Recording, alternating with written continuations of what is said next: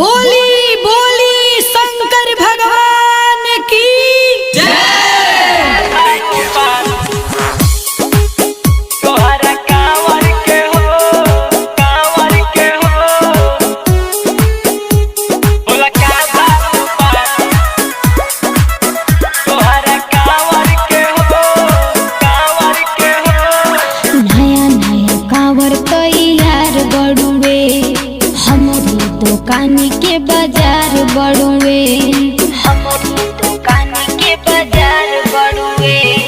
नया नया कांवर तैयार बड़ुए हमारी दुकान के बाजार बड़ुए।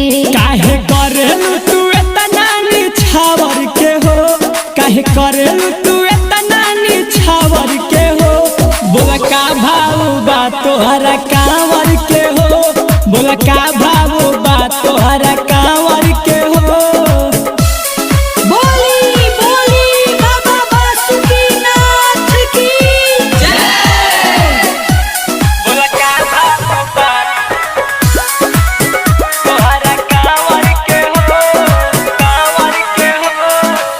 तोहरा ला कांवर के मोल नइखे, लेला तू कांवर कोनो झोल नइखे, लेला तू कांवर कोनो झोल नइखे।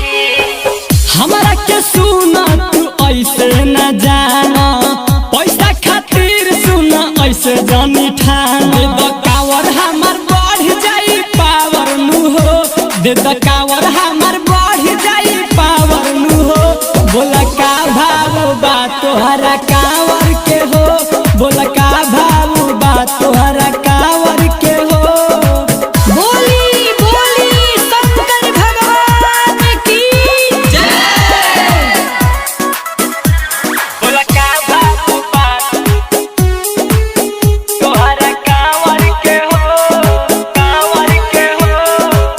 कहतानी तोहरा से सुन जवन आज हो, उहे रेट बाटे सुन धड़कन धर्मराज हो, उहे रेट बाटे सुन धड़कन धर्मराज हो।